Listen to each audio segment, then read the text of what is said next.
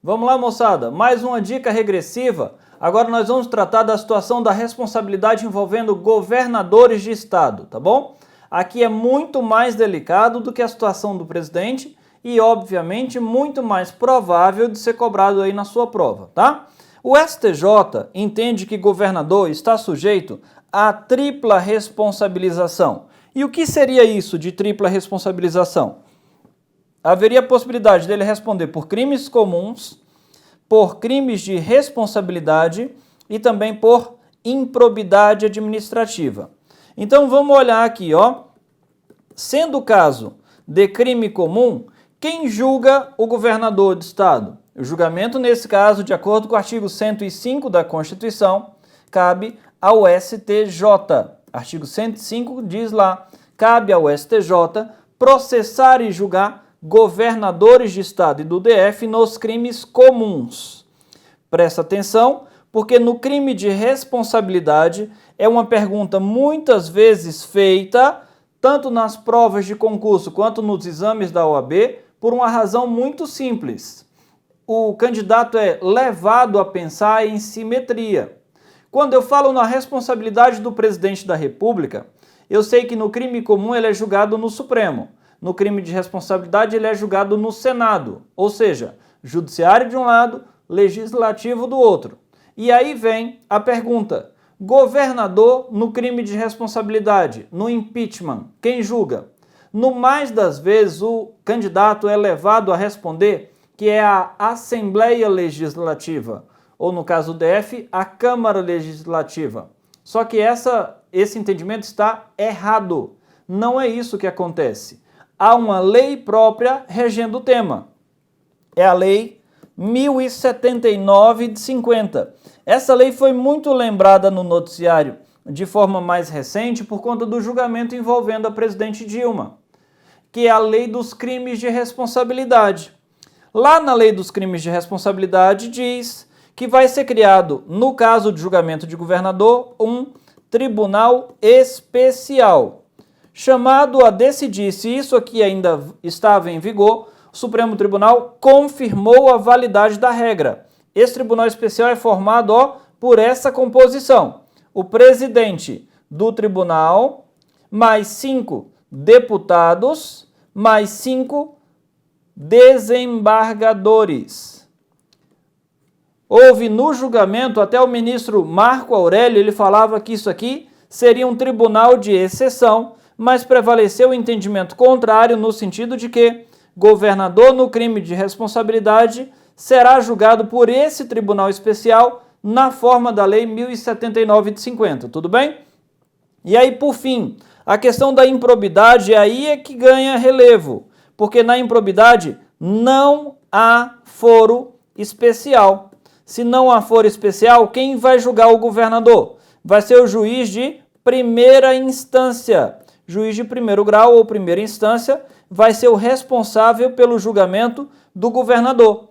Então, pelo que a gente viu até agora, no crime comum, STJ, no crime de responsabilidade, também chamado de impeachment, tribunal especial, previsto na lei, e na ação de improbidade administrativa, não há foro especial, portanto, o caso vai ser julgado pelo juiz de primeira instância. Tudo bem? Tá, esse ponto já é por demais tormentoso, mas não há nada ruim que não possa piorar. Como diz um amigo, o inferno tem subsolo, meu amigo. Então vamos para o próximo aqui, ó. É porque para julgar o presidente da República, alguém precisa autorizar e alguém vai julgar, ok? Quem é que autoriza e quem é que julga? Na verdade, se for crime comum, a Câmara autoriza. Crime comum, o Supremo julga.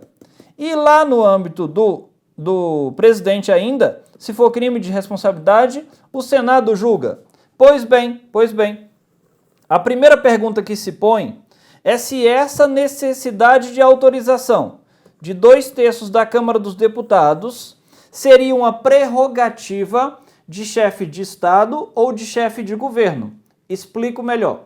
eu tenho um chefe de Estado em nosso país, que é o presidente da República.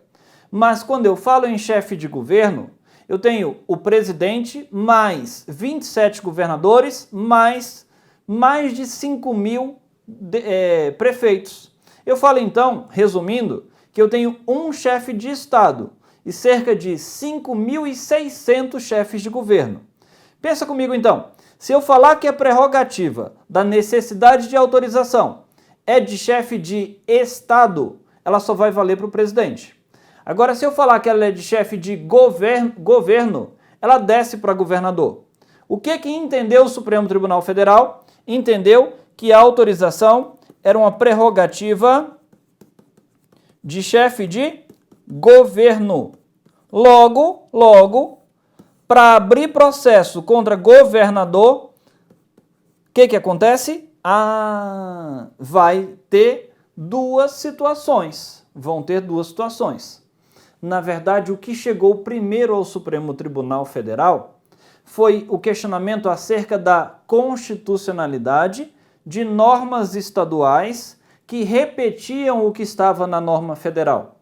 Ou seja, as constituições dos estados falavam que no âmbito estadual, para abrir processo contra governador, era necessária a autorização de 2/3 da Assembleia. Nesse julgamento, o Supremo Tribunal falou que era válida a regra da Constituição Estadual. Então, deixa eu abrir aqui para ti, ó. A Constituição Estadual ou falou ou não falou. Se ela falou o quê? Simetria. Ou seja, 2/3 da Assembleia Legislativa vão autorizar a abertura de processo. O que o STF falou? Ele disse que essa regra prevista na Constituição Estadual era válida.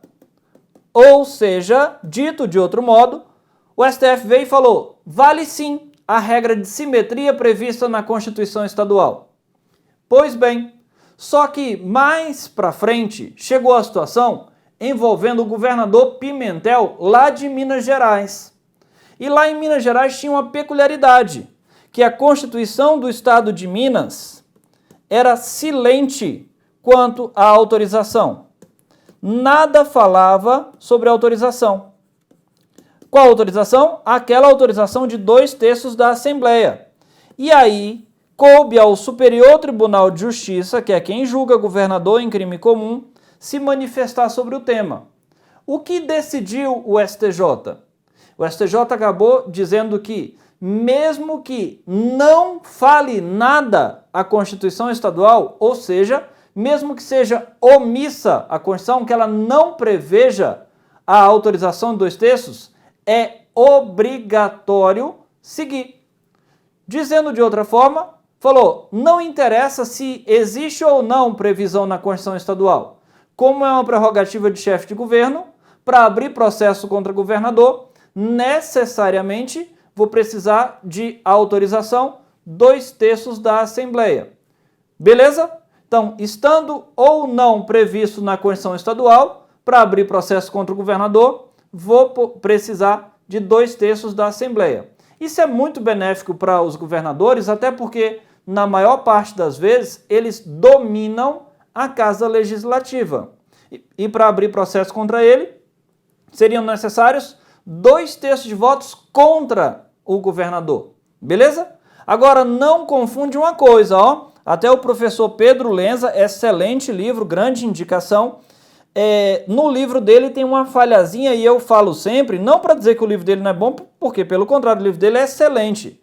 É para chamar a atenção que ele acabou confundindo com outra situação, que envolvia a prisão do governador Arruda, e aí houve uma falha, ele dizia, para abrir processo contra o governador não é mais necessário a autorização. É o contrário, é necessário sim, você viu agora, que tanto se tiver previsto na Constituição Estadual vale, quanto se não tiver, vale do mesmo jeito. Ou seja, em qualquer caso, abrir processo contra o governador, crime comum, 2/3 da Assembleia, ok? Mas vem aqui, ó.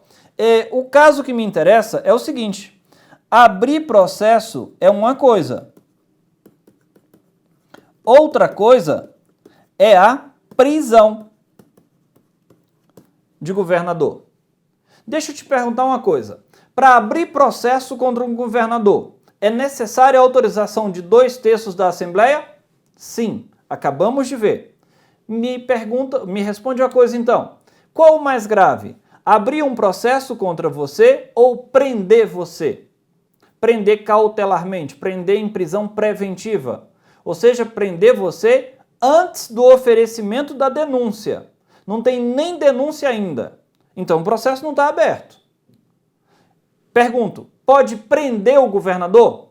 Sim, é possível prender. E aí eu te pergunto, para abrir processo, precisa de autorização? A resposta é sim. E aí eu vou voltar aqui, ó. Para prender o governador, precisa de autorização? A resposta é não. Opa! Qual o caso que foi julgado isso aqui? Era um caso envolvendo o governador do Distrito Federal. À época, o governador José Roberto Arruda foi preso preventivamente por uma decisão do STJ. Qual era a tese dele no STF? Ilegalidade da prisão, pois não foi autorizada pela Câmara Legislativa. O Supremo falou o quê? Não é necessária a autorização. Bacana? São os pontos mais relevantes que a gente tinha sobre isso aí. Espero que você continue comigo assistindo às dicas regressivas e garantindo assim a sua aprovação na OAB. Um abraço, até a próxima.